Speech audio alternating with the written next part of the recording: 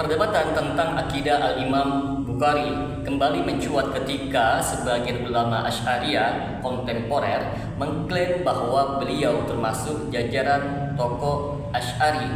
Klaim ini sering diulang-ulang demi memperkuat legitimasi historis mazhab mereka. Namun ketika kita menengok kembali realitas sejarah teman-teman, masa hidup Imam Bukhari serta isi kitab-kitabnya, khususnya Sahih Al-Bukhari dan Khalq Af'alil Ibad, muncul pertanyaan yang besar, mungkinkah seorang itu dianggap mengikuti mazhab teologi yang baru lahir setelah ia wafat?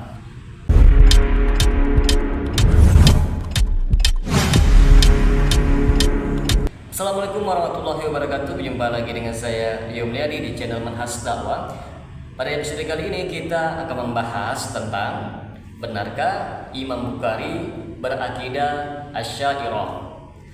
أما مذهبه في العقيدة وآيات الصفات فكان يميل للرأي الذي يقول به الأشاعرة بالتفويض وعدم المبالغة في التأويل، فكان يفوض الصفات بعد رفع ظاهر اللفظ الموهم للتشبيه، ثم يفوض معناه لله عز وجل، فهو يعتبر من المفوضة المنزهة من الأشاعرة.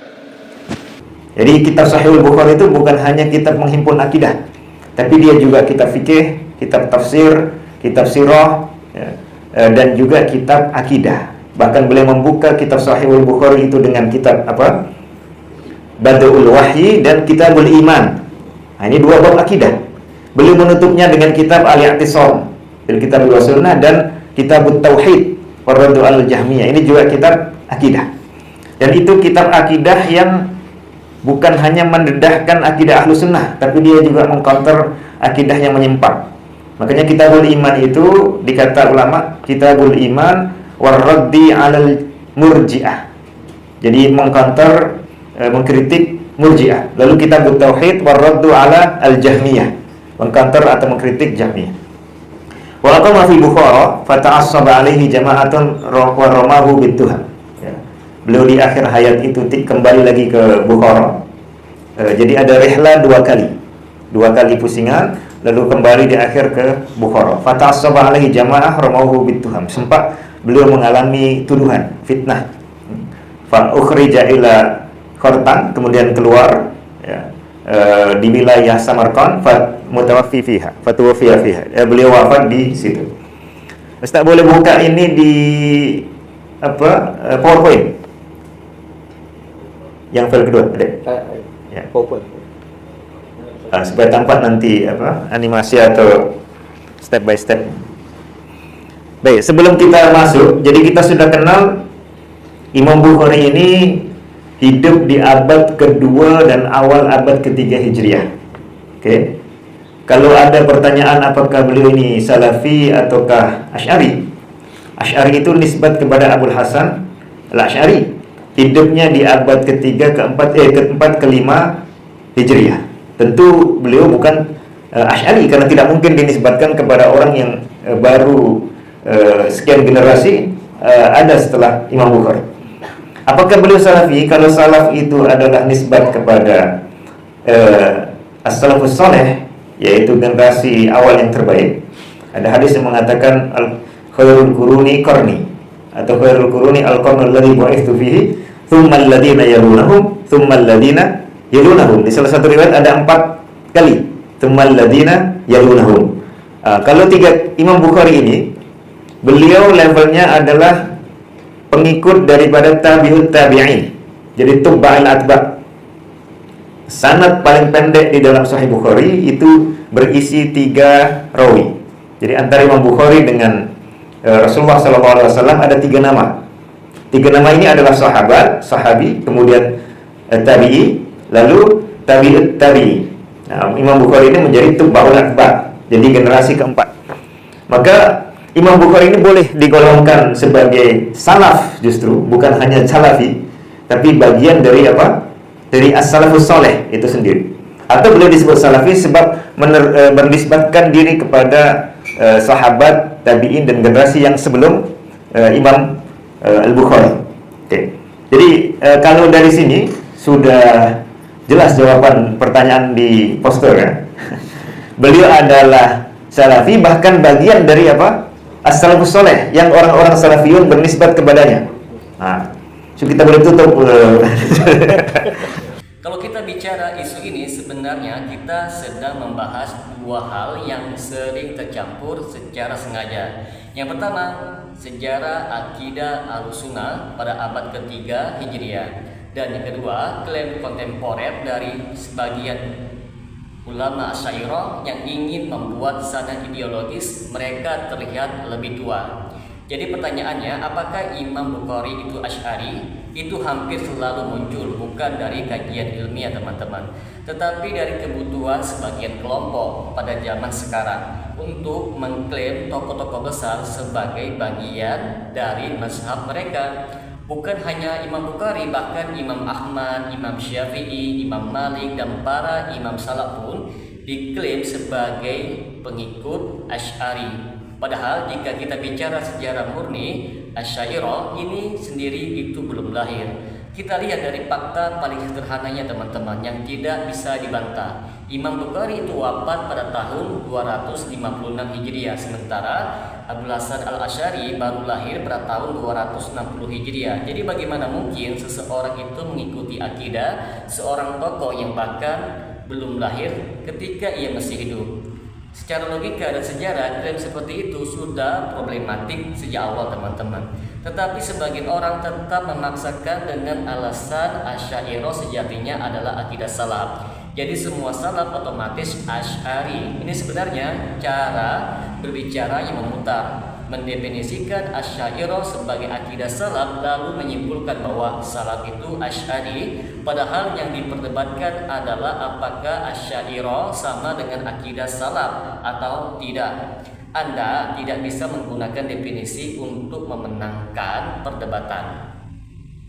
Kalau kita kembali ke karya Imam Bukhari itu sendiri teman-teman, terutama dalam kitabnya Sahih Al-Bukhari, kita harus sadar bahwa beliau tidak hanya menyusun kitab hadis, tetapi juga memasukkan bab-bab akidah yang eksplisit khususnya dalam kitab Tauhid. Disinilah Anda akan menemukan penjelasan dari beliau tentang sifat-sifat Allah Subhanahu wa Ta'ala, tentang istiwanya, tentang kalam Allah, tentang melihat Allah di akhirat, dan seterusnya teman-teman. Semuanya itu selaras dengan akidah salaf yang menetapkan sifat tanpa tahrif, tanpa ta'wil, tanpa tafsil, tanpa ta'til. Ketika membaca bab-bab tersebut teman-teman, Anda akan sulit menemukan jejak Asy'ariyah karena metode Asy'ariyah klasik maupun kontemporer tidak sesuai dengan penetapan sifat ala Imam Bukhari teman-teman.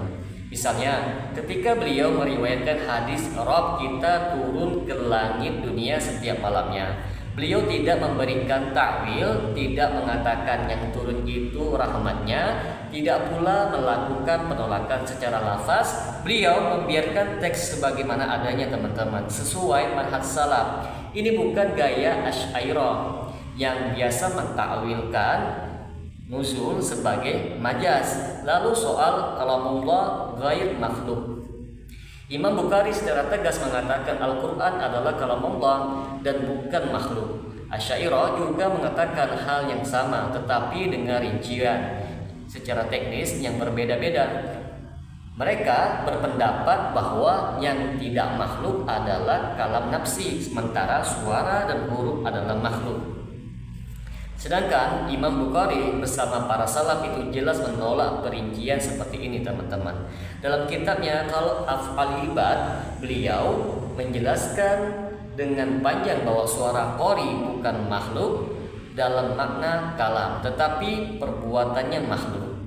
Beliau menolak gagasan bahwa kalam Allah ada dalam jiwanya tetapi tidak bersuara. Itu jelas-jelas bukan konsep Asy'ariyah. Argumen ini biasanya dijawab oleh sebagian Asy'ari kontemporer dengan mengatakan bahwa Imam Bukhari sepaham dengan mereka dalam banyak hal dasar seperti tanzih dan menetapkan bahwa Allah tidak serupa dengan makhluknya. Namun masalahnya bukan di situ teman-teman. Semua kaum muslimin sepakat tentang tanzih. Yang membedakan salaf dari Asy'ariyah adalah metode dalam menafsirkan dan menetapkan sifat-sifat Allah Subhanahu wa Ta'ala. Dan metode Imam Bukhari itu sangat jelas dan selaras dengan akidah salaf, bukan akidah Asy'ariyah. Lalu ada lagi klaim bahwa Imam Bukhari memakai istilah-istilah yang digunakan oleh Asy'ariyah seperti muhawalah, menafikan tajassim, maka ini tanda beliau Asy'ari. Padahal penafian tajassim adalah bagian dari akidah salaf sejak dahulu teman-teman. Yang tidak dilakukan oleh Imam Bukhari adalah menggunakan kata jism, arah, jihad, dan sejenisnya. Ini memang bukan istilah salaf, justru Asy'ariyah yang memasukkannya, yaitu istilah kalam, filsafat ke dalam pembahasan akidah sehingga muncul debat yang rumit seperti itu. Al-Imam Bukhari bersih dari istilah seperti itu dan tetap pada manhaj salaf. Tetapkan apa yang Allah tetapkan bagi dirinya tanpa tambahan dari istilah filosofis. Tidak hanya itu teman-teman, dalam sejarah Asy'ariyah itu sendiri punya perjalanan yang panjang sebelum mereka menjadi sebuah mazhab kalam. Imam Abu Hasan al-Asy'ari pada awalnya adalah seorang Mu'tazili, juga berbeda dengan Asy'ariyah Mutaakhirin yang lebih dekat dengan Maturidiyah.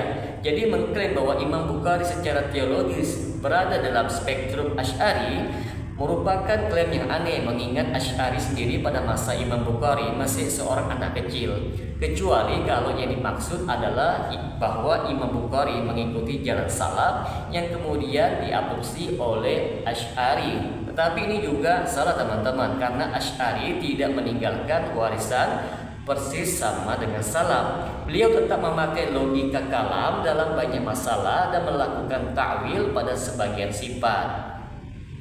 Ada lagi sebuah argumen retoris seperti Imam Bukhari, Imam Muslim, Imam Ahmad, semua itu mengikuti Ahlussunnah wal Jamaah.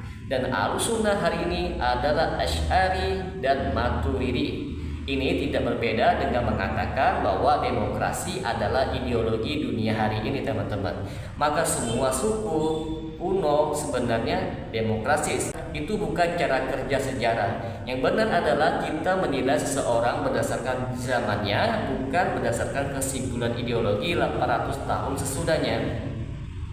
Jika kita membaca riwayat-riwayat tentang guru dan murid Imam Bukhari, kita dapat melihat bahwa mayoritas mereka berada dalam lingkungan ulama salaf yang menetapkan sifat Allah Subhanahu wa taala. Tidak ditemukan satupun laporan historis bahwa Imam Bukhari itu berdebat dengan kaum salaf di zamannya tentang takwil sifat atau penggunaan rasionalisme. Tidak ada pula catatan bahwa Imam Bukhari pernah belajar ilmu kalam apalagi mengajarkannya. Sementara Imam Abu Hasan al-Asy'ari sendiri terkenal karena keluar dari Mu'tazilah dan menulis kitab Al-Ibana yang berisi pujian kepada Imam Ahmad, bukan Imam Bukhari teman-teman.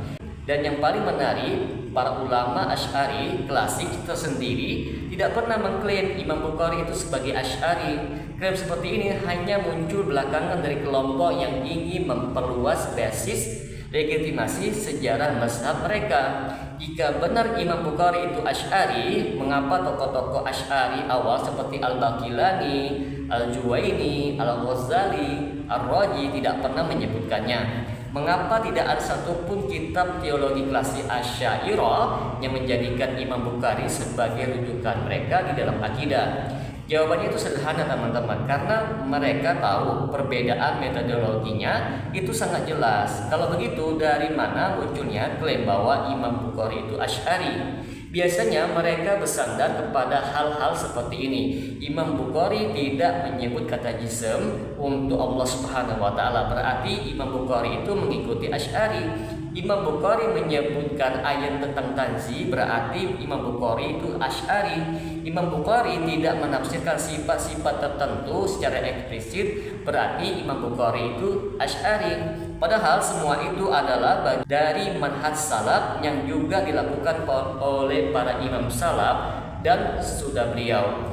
Jadi argumen seperti ini sebenarnya hanya permainan definisi teman-teman, menjadikan semua ciri salaf sebagai ciri Asy'ari, lalu mengklaim imam-imam salaf sebagai Asy'ari. Kalau kita ingin jujur secara ilmiah teman-teman, maka kita cukup melihat karya Imam Bukhari itu sendiri dalam konteks historis pada abad ketiga Hijriah.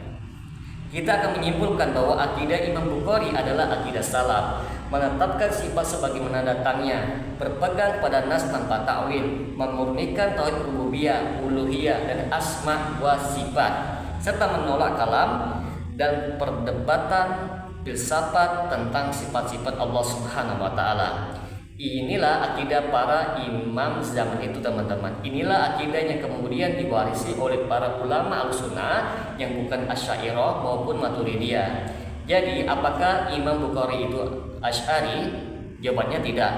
Secara sejarah tidak mungkin, secara metodologi tidak cocok, secara karya tidak mendukung, secara tradisi pun tidak ada sanadnya.